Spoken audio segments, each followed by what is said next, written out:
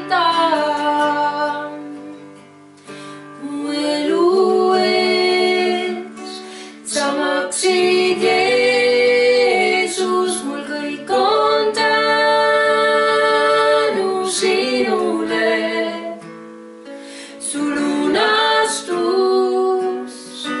tõi vabaduse mind ostetud su verega. Tõusid hauast sa, troonil istud nüüd, kõikjal valitsed, kõik võim on sinu käes. Su liitust laulame me terve igavik, maailma kuningas, aust kord tulemas. Mu elu ees sa maksid Jeesus, mul kõik on tänu sinule. Su lunastus tõi vabaduse mind ostetud su verega. Kui viimaks seisan seal su armutrooni ees, mu süda täidetud on imetlusega. Ma laskun põlvili ja inglikooriga, laulan sulle, Jeesus, kõik kiitus sinule. Mu elu eest sa maksid Jeesus, mul kõik on tänu sinule. Su lunastus tõi vabaduse mind ostetud su verega. Mu elu eest sa maksid Jeesus, mul kõik on tänu sinule. Su lunastus tõi vabaduse mind ostetud su verega, mind ostetud su verega.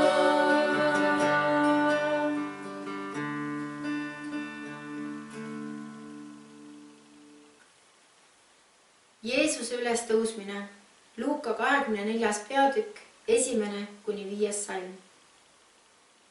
Aga esimesel nädalapäeval veel enne koitu läksid naised hauale, tuues kaasa lõhnarohte, mida nad olid valmis pannud. Ent nad leidsid kivi hauakambri eest ära veeretatud olevat. Ja kui nad sisse astusid, ei leidnud nad issanda Jeesuse ihu. Ja sündis, et kui nad olid nõutuses sellepärast, vaata, 2 meest seisid nende juures erevalgeis rõivais. Aga kui naised hirmutundes silmad maha lõid, ütlesid mehed neile, mis te otsite elavat surnute juurest? Teda ei ole siin. Ta on üles äratatud. Jeesus Kristus on üles tõusnud. Tere hommikust, kallid sõbrad. Mul on hea meel, et me võime koos olla täna hommikul. Mul on hea meel, et me võime tähistada seda, et Jeesus Kristus on üles tõusnud ja tõesti ta on üles tõusnud.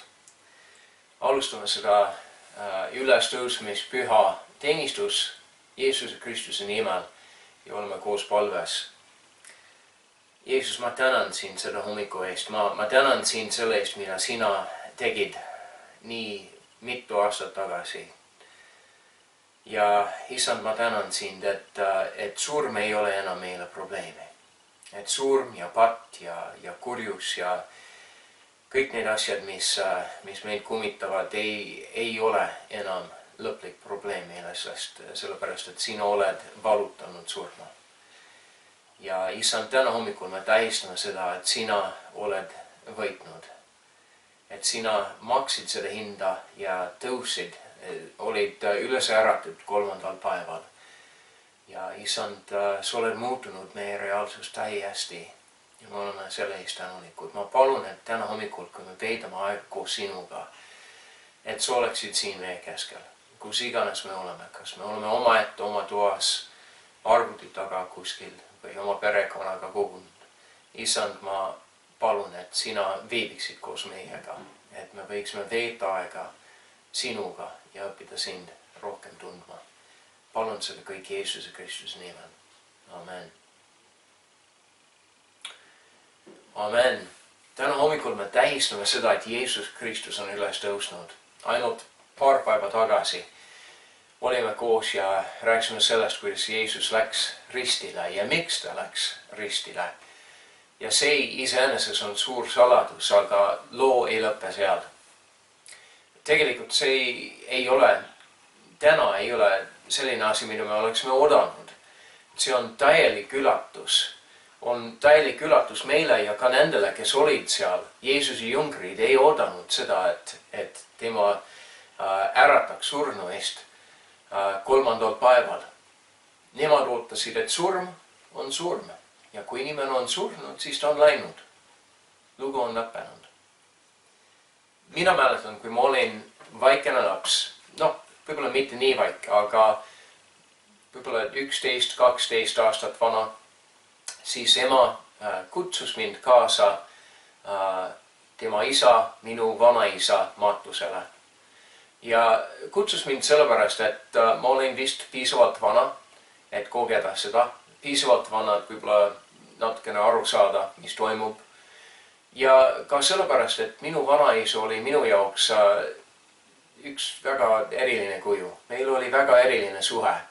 Et ma mäletan seda, et oli minu jaoks nagu kangelane.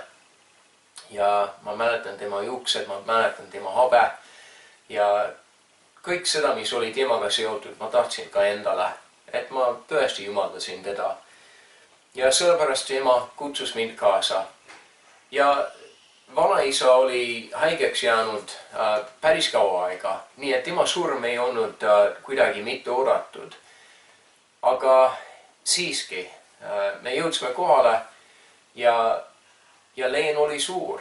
Kõik tema lapsed, tal on suur pere, 6 õde ja venda koos. Ja inimesed nutsid ja tuletasid meelde erinevad mälestused. Ja ma mäletan seda, et kui me olime matuselt, siis oli selline võimalus näha seda surnu keha. Ja ma vaatasin selle puusärgi sisse ja ma nägin tema keha. Ja ma märkasin seda, see oli ilmselge, et see ei ole minu vanaisa. Et keha on täpselt sama, nägu on täpselt sama, aga nagu vahas tehtud. Et hing oli ära läinud, ta oli surnud. Ja see oli minu esimene kogemus surmaga. See oli kurb, aga samas ma teadsin südames, et mu vanaisa oli ükskõik mees, et ta usaldas Jumalat ja kui on midagi peale surma, siis ta oli Jumala kätel ja seal viibis. Ja sellepärast mul oli rahu südames. See aeg on mööda läinud ja nüüd kõik minu vanaisad ja vanemad on surnud, maha mäetud, erinevad haigused, erinevad surmapõhjused.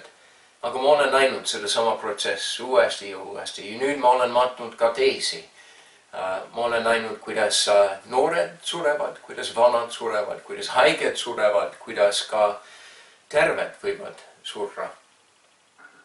See on lihtsalt see, mida me võiksime oodata elust. Kui on üks asi, mida me võiksime kindlasti oodata elust, see on see, et me kõik sureme.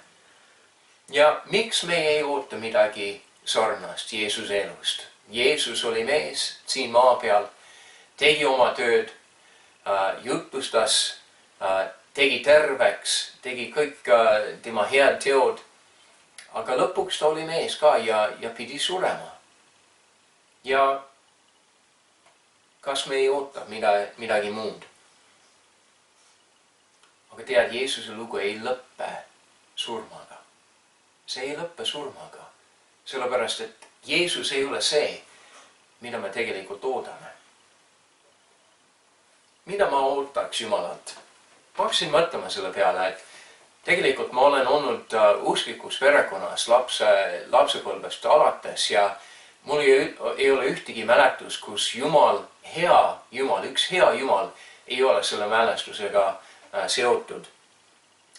Ma olen kuidagi nagu võtnud kaasa seda arusaama, et Jumal on hea ja et tal on hea meel, kui ma käitun korralikult, kui ma kuulan sõna ja käitun tema teede järgi,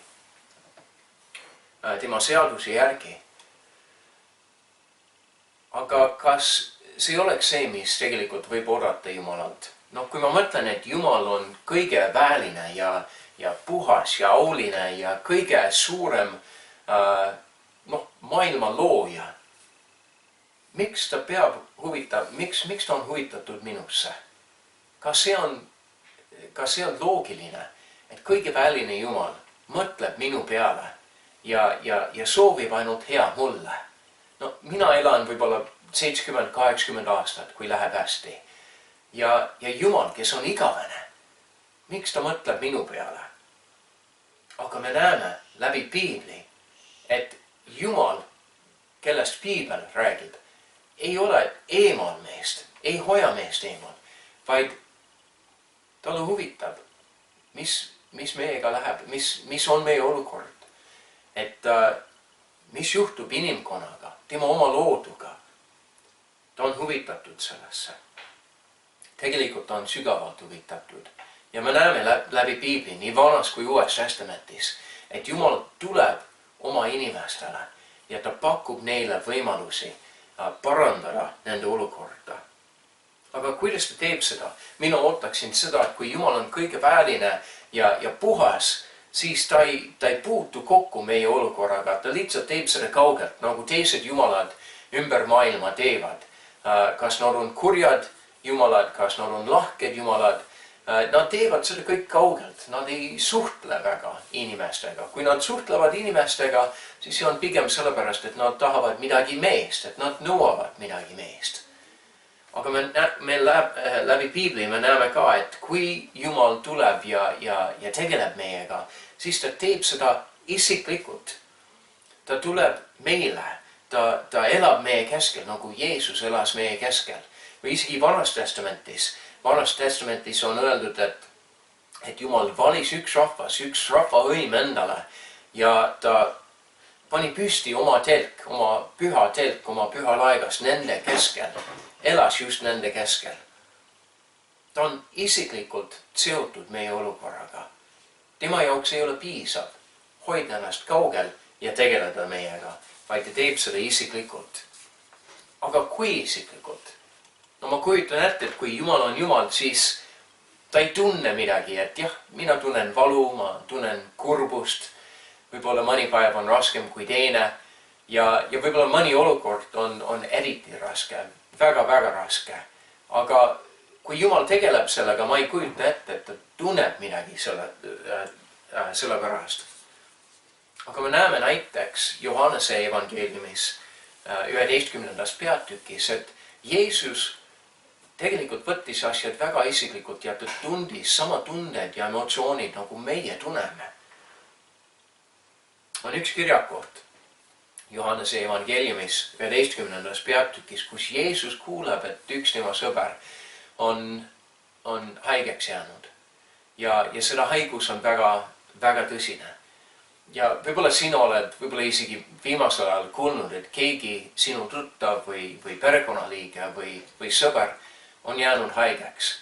Ja kui me oleme niimoodi kaugel, ei saa minna, ei saa suhelda, ei saa hoida kätt, kõik need asjad ei tohi teha nüüd. Ja see on tegelikult päris raske olukord, et kui sa tunned keegi, kes on haige, sa tahad lohutada, tahad olla nende kõrval, aga ei tohi. see on mõnes mõttes sama olukord, nagu Jeesusel oli. Et ta kuuleb, et tema hea sõber Lazarus on jäänud haigeks. Ja seda haigus on tegelikult päris ohtlik. Ja Jeesus on kaugel temast. Lazarus elab Jeruusalemma lähedal ja Jeesus on just tulnud Jeruusalemmast, kus ta jutlustas ja rääkis erinevate inimestega ja asjad läksid nii karmiks seal, et kirjatundjad ja fariseedid tahtsid teda tappa ja sellepärast ta läks ära mõneks ajaks ja hoidis natukene eemalt sellest ohtlikust olukorrast. Aga nüüd ta saab uudised. Lazarus on haigeks jäänud ja võib-olla surmani, et tule ja aita meid. Aga Jeesus ütleb oma jüngritele, et mul on selgus, et see haigus ei ole surmani, ei ole surmaks, ütleb selle tekst, vaid Jumala auks. Tal on mingisugune kindlustunne südames, et kõik läheb hästi, me ei pea kartma. Ja võib-olla sellepärast viibib paariks päevaks. Ja siis lõpuks ütleb oma jüngritele, et no lähme ja oleme abiks. Ja jüngrid hoiatavad, et sa ise tead, et me just tulime Jeruusalemmast, seal on ohtlik sinu jaoks. Aga ta ütleb, et lähme ja nad lähevad koos. Ja Toomas, üks tema jüngrid, ütleb 16. salmis, et olgu lähme, siis sureme koos temaga. Nii et olukord oligi ohtlik, aga Jeesus läks, sellepärast et midagi tõmbas tema sõprus Lazarusega ja tema õdedega kutsus teda. Ja kui nad jõudsid kohale, oli 4 päeva mööda läinud ja tegelikult Lazarus oli juba 4 päeva surnud. Ja tema õed tulevad, ütlevad Jeesusele, et ta on juba surnud. Kui sina oleksid olnud siin, kui sa ainult oleksid olnud siin, võib-olla asjad oleksid läinud teisiti. Ja Jeesus kuuleb seda kõike, ta on nüüd jõudnud kohale, tal on kindlustunne südames, et asi ei lõppe surmaga, vaid läheb ka edasi. Aga isegi selle kindlustunnega ta nutab. Ta kuuleb seda kõike, mis õed ütlevad, ta näeb nende valu, ta on koos nendega ja kui ta läheb lähemale selle hauale, siis ta nutab. Sest Lazarus, tema sõber, on läinud. Miks Jeesus nutab, kui ta teab, mis järgmiseks tuleb? Miks Jeesus üldse nutab? Kui ta on kõige väelise Jumala ainusündinud poeg ja Jumal on andnud talle teada, kuidas see asi lõpeb, miks ta siis nutab? Ta nutab sellepärast, et isegi kui Jumala poeg, tema jaoks ei ole piisav, et ta tegeleb meie probleemidega kaugelt. Ta on isiklikult seotud meiega. Ta tuleb isiklikult meie juurde. Ta paneb ennast keset meie probleemidele, keset meie haisu ja kõik seda rämpsu, mis meie ümber võib olla.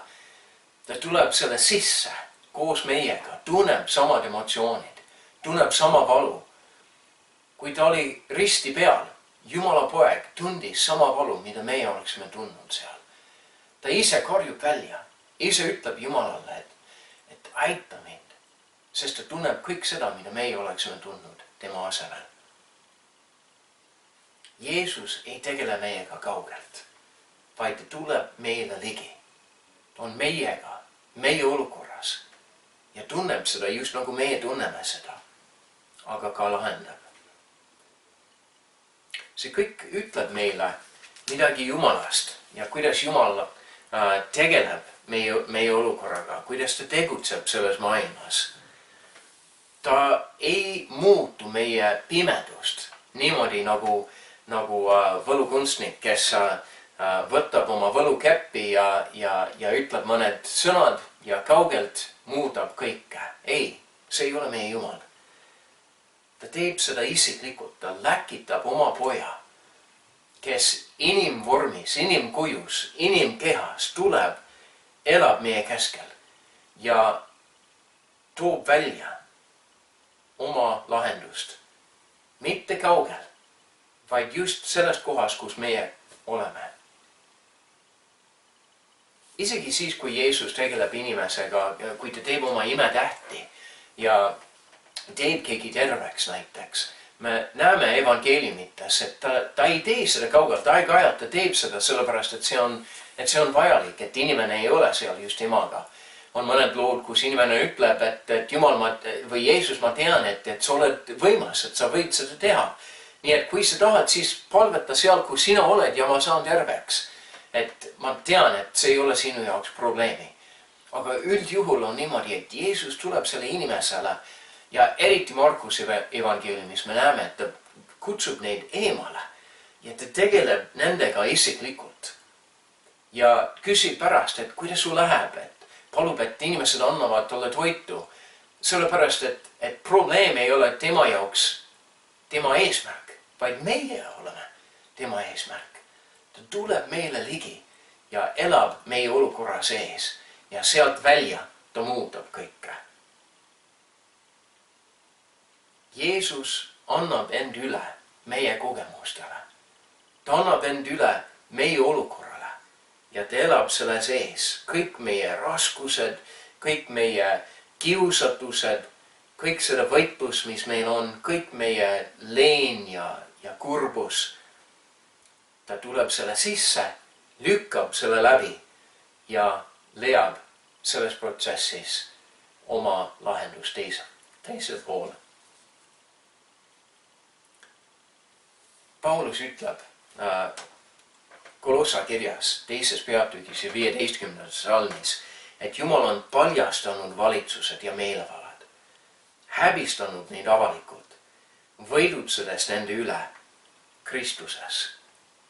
Kuidas ta teeb seda?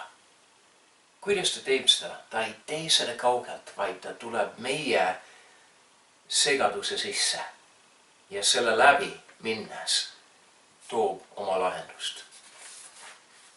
Nüüd 4. asi, mida ma oleksin oodanud Jumalalt. Isegi siis, kui ta saab isiklikult, kui ta tuleb ja isiklikult tegeleb minu probleemidega, ma ei ootaks seda, et ta teeb seda surmani. Ma ei ootaks seda, et Jumala poeg, kui ta on tõesti Jumala poeg, et ta sureks nii, nagu ta suri. Et Jumal laseb, et tema oma poeg sureb risti peal.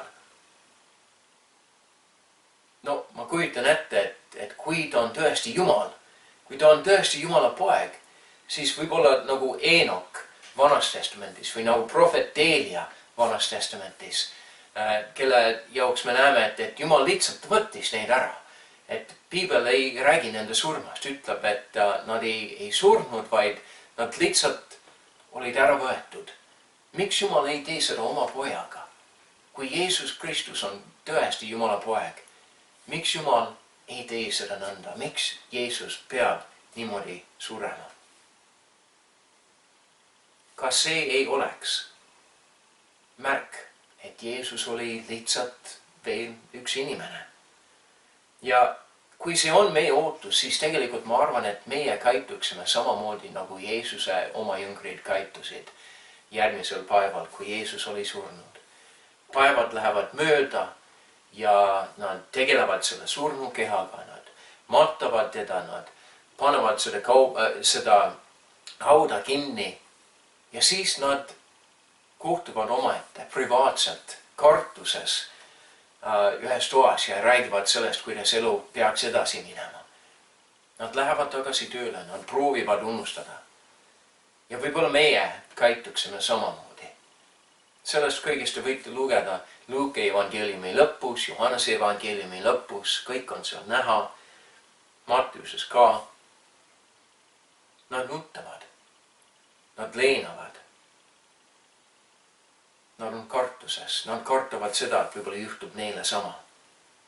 Sest nemad teavad, mida iga hea ajaloolane teab, mida iga talunik teab, mida iga arst teab, et surm on viimane peatükk elus.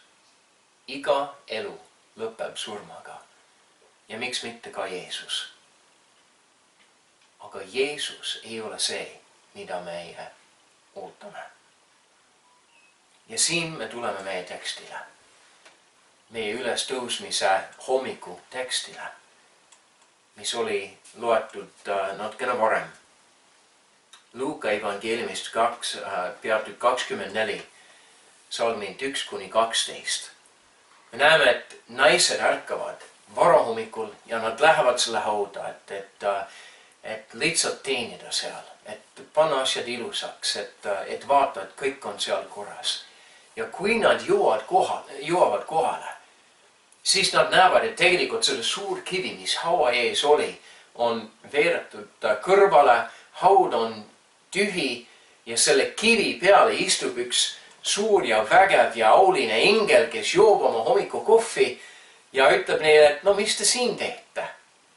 See on tegelikult väga naljakas pilt, ja irooniline, et just need inimesed, kes teadsid Jeesust kõige paremini, kui nad jõuavad kohale, nad ei oota seda, mis ta ise ütles. Ja ingel ütleb neile, mis te otsite elavat surnute juurest. Teda ei ole siin. Ta on üles äratatud. Tuletage meelde, mida ta teile rääkis juba Galileas, öeldes, et inimese poeg peab antama pattuste inimeste kätte ja risti löödama ja 3. päeval üles tõusma. Kõik see oli juba ette antud nendele.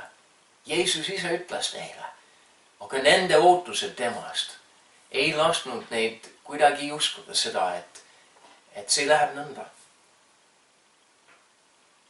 Tead, kõigi meie ootuste vastu Jumal on näidanud meile, et ta on täiesti teisugune, kui me ootaksime.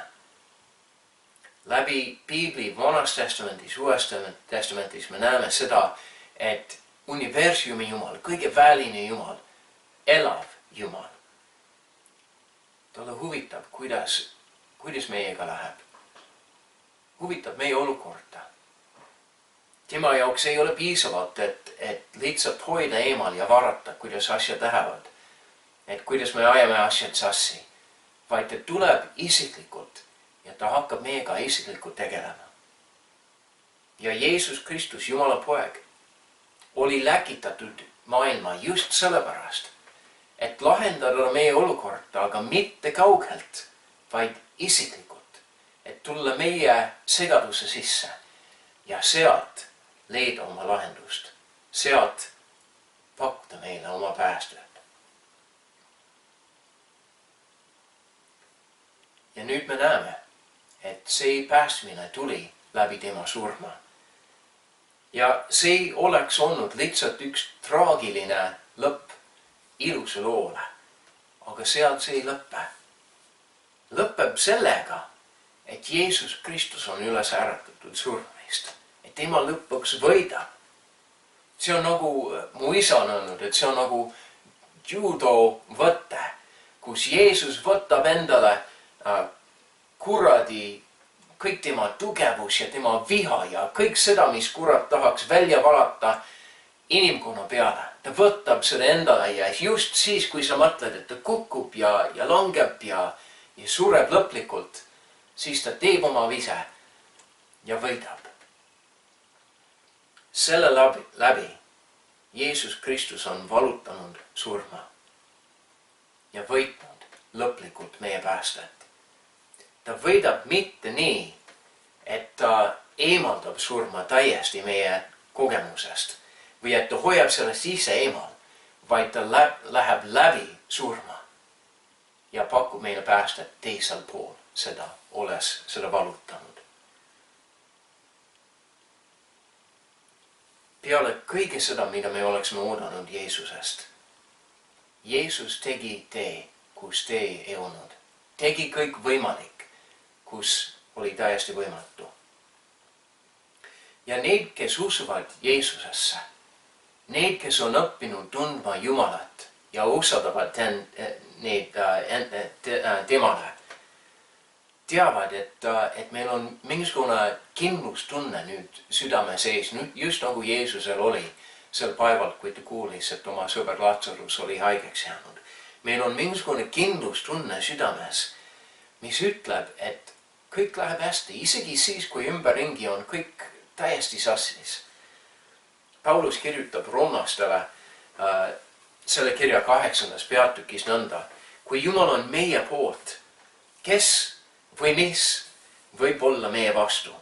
Kristus Jeesus on see, kes suri ja mis veel enam, kes üles äratati. Kes on Jumala paremal käel ja kes palub meie eest. Kes võib meid lahutada Kristuse armastusest? Paulus ütleb, ma olen veendunud, et ei surm ega elu, ei englid ega peaenglid, ei praegused ega tulevased, ei väed, ei kõrgus, ei sügavus ega mis tahes muu loodu suuda meid lahutada Jumala armastusest, mis on Kristuses, Jeesuses, meie isandas. Kui sina tahad seda lohutust enda südames, kui sa tahad seda oma elule, see on mõeldud ka sulle. Sina oled osa põhjust, miks Jeesus tuli selle maailmale ja tuli isiklikult ja tegeles isiklikult meie olukorraga. Sina oled osa põhjust, miks Jeesus suri risti peal, võttis sinu part ja sinu süü ja sinu häbi endale ja viis seda kaasa hauda. Ja sina oled osa põhjust, miks ta tõusis surnuist 3. päeval, miks ta oli üles äratatud 3. päeval ja valutades täielikult surm ja patt. Tema võit võib olla ka sinu võit täna hommikul, kui sa pöördud oma patust, oma endisest elust, kui sa usaldad end tema kätesse, kui sa kaldud ennast Jumala armastusse ja hakkad Jeesust järgima. Täna hommikul ma tahan pakkuda sulle seda sama lohutust ja seda sama kindlustunnet, mis tuleb Jeesuse armastusega. Ta tuli, et meid päästa. Tuli isiklikult, astus meie segaduse sisse. Ja mida iganes on sinu segadus täna hommikul, see võib olla midagi väga lihtne. See võib olla hirmud, see võib olla asjad, mis toimuvad väljaspool sind. See võib olla sinu oma elu. Võib-olla finantsid on segaduses. Võib-olla sinu tulevik ei ole kindel. Võib-olla haigused on lähedal. Mida iganes sinu olukord võib olla. Jeesus tuli selle maailma sinu pärast. Suri risti peal sinu pärast. Ja läks läbi surma ja võitis teisel pool surma sinu pärast. Ja see on mõeldud sulle. Oleme koos palves. Ja kui sa soovid seda endale, siis ma palun, ja sa võid ka minuga palvetada, et Jeesus tuleb ja teeb seda sulle, pakub seda isiklikult sulle, et ta astub sinu olukorra sisse ja tegeleb isiklikult ka sinuga. Oleme koos palves. Jeesus, ma tänan sind, et sa ei hoia meist eemal, et sa ei vaata kaugelt meie olukorra peale, vaid et sa oled siin koos meiega, et sa tegeled isiklikult meiega ja nii kaugele, et sa lähed läbi meie olukorda, astud meie olukorra sisse ja lähed läbi selle, et olla viitja teisel pool. Isa, ma tänan sind selle eest, et kõik minu ootused, kõik seda, mida mina ootaksin Jumalast, on lihtsalt üks vaikene vari sellest kõigest, mida siin oled tegelikult meile pakkunud. Ma tänan sind sinu armastuse eest. Jumal, ma tänan sind sinu tarkuse eest, mis on nii suur, nii palju suurem kui meie tarkust. Ma tänan sind, et sa armastad seda maailma. Et sina tegid kõike seda, mis oli vaja, et meid päästa. Saatsid meile oma poja, kes oli valmis kannatama meie kõrval. Oli valmis olla siin meie keskel. Kogeda kõike seda, mida meie kogeme. Ja isegi võtta endale seda surm, mis oli mõeldud meile. Isand, Jeesus, ma tänan sind, et sina lõpuks võitsid. Et sa nüüd istud Jumala paremal käel ja seal palvetad meie eest. Ja Jumal, Jeesus Kristus, me nüüd tuleme teie ette ja me palume, palume, et ma palun nüüd oma sõbradega, kes võib-olla kuulavad seda jutlust esimene korda, kes võib-olla kuulavad seda sõnumit esimest korda. Issand, ma palun, et sa tuled ja tegeled ka nendega. Ja see on meie palve. Kõige väline Jumal, ma tean, et minu elu ei ole täiuslik. Ma tean, ma olen aus sinu ees, et ma olen ise ajanud asjad sassi. Mul on vaja päästa, mul on vaja, et keegi tugevam kui mina tuleb ja tegeleb minuga isiklikult. Ja teades seda, olles kuulnud seda kõike, mis Jeesus Kristus tegi, ma tahan, et tema tuleks mulle ja tegeleb minu olukorraga. Jeesus tegeleb minu pattuga. Jeesus tegeleb minu finantsolukorraga. Isand tegeleb minu hirmudega, minu haigustega. Tegele sellega, mis minu jaoks on liiga suur, liiga segane. Jeesus Kristus, ma usaldan end sinu kättesse. Ma palun, et sa tuled ja puhastad mind, et sa võtad minu elu, et sa päästad mind ja õpetad mind, kuidas käia sinu teedel. Näita mulle Jumala armastus ja päästa minu elu. Ma palun seda Jeesuse Kristuse nimel. Ja me kõik palume seda koos Jeesuse Kristuse nimel. Amen. Kui see oli sinu palve täna hommikul, siis sa võid olla kindel, et Jeesus tuleb, on tulnud ja tulebki. Ta läkitab oma püha vaimu sulle. Sama vaim, mis Jeesuses Kristuses oli, tuleb ja tegeleb sinuga ja teeb seda isiklikult. Kustutab sinu hinge, lohutab sind, tegeleb sinu olukorraga. Aga ta teeb seda selles, et ta tuleb selle sisse, lõikab selle läbi ja toob midagi uut teisel pool. Jeesus Kristus on üles tõusnud, ta on tõesti üles tõusnud. Amen.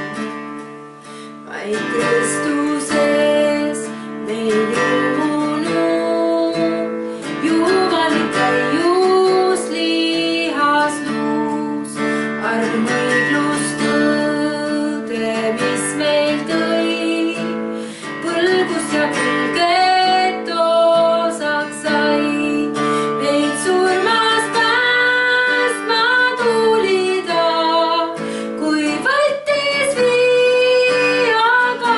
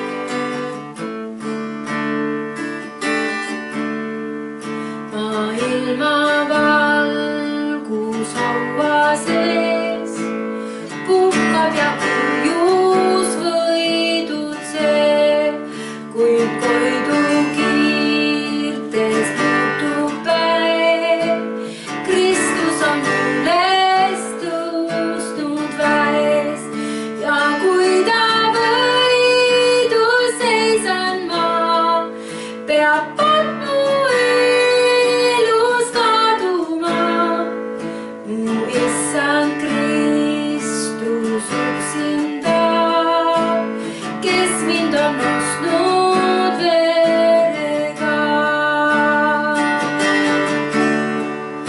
On võetud hirm, mul pole süüd, Kristuse vägi minus nüüd. Kas elan, hingan, mida teen, nii kui ta ütleb, sünnib see. Ei sala nõu, ei põrgu käed, mind rebida sa tema käest. Ta tuleb taas, mind koju viib, seni ta käes ma seisan siin. Ei sala nõu, ei põrgu käed, mind rebida